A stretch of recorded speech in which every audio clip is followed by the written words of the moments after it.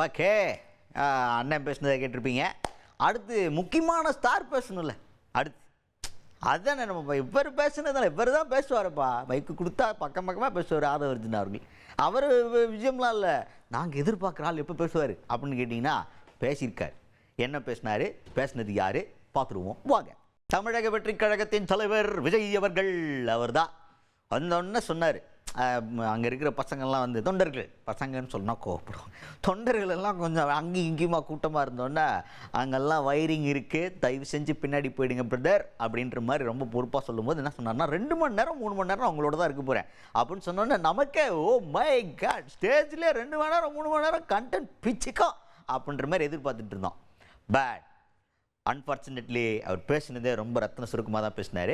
Maybe meeting அதுக்கப்புறமா prolong பண்ணி அவங்க பர்சனலாக அவங்களுடைய அந்த பூத் கமிட்டி மெம்பர்ஸ் கூட மீட்டிங் தனியாக நடந்துருக்கும்னு நினைக்கிறோம்.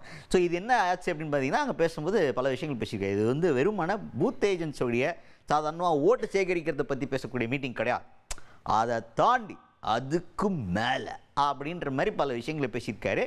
அப்புறம் வழக்கமாக நம்ம பண்ணுற அரசியல்லாம் பண்ண மாட்டோம் அப்படின்னு எப்பவுமே பேசுவாங்களே, நம்ம அதுக்கெலாம் வரல, நம்ம வந்து மக்களுக்கு நல்லது செய்கிறதுக்காக தான் வந்திருக்கோம் அப்படின்ற மாதிரி அந்த பாயிண்ட்ஸ் எல்லாம் ஆட் பண்ணி பேசியிருக்காரு.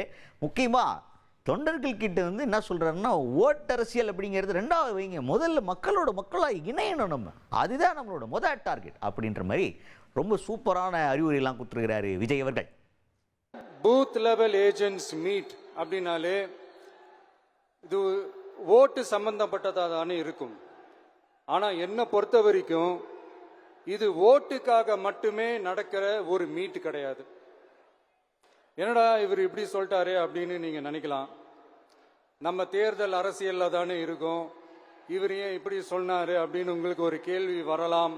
அதுல தப்பு இல்லை, ஏன்னா ஆட்சி அதிகாரம்னாலே அது ஓட்டு சம்பந்தப்பட்டது தானே, இல்லைன்னு சொல்லல.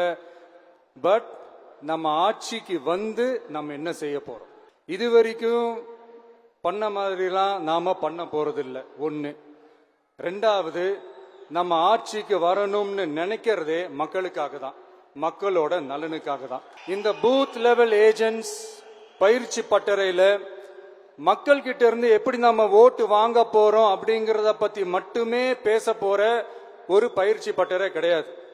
அப்கோர்ஸ் அது முக்கியம்தான், நான் இல்லைன்னு சொல்லல. அதையும் தாண்டி மக்களோட நம்ம எப்படி கனெக்டடா இருக்க போறோம், மக்களா எப்படி ஒன்றிணைய போறோம் அப்படிங்கறத பத்தி டிஸ்கஸ் பண்றதுக்காக தான். இதுக்கு முன்னாடி நிறைய பேர் வந்திருக்கலாம், போயிருக்கலாம், நிறைய பொய்களை சொல்லியிருக்கலாம், மக்களை ஏமாத்திருக்கலாம், இதெல்லாம் பண்ணி ஆட்சியை பிடிச்சிருக்கலாம். அதெல்லாம் பழைய கதை, அதுக்கெல்லாம் நான் இங்க வரல. இனிமே அதெல்லாம் நடக்காது, நடக்க விட போறதும் கிடையாது.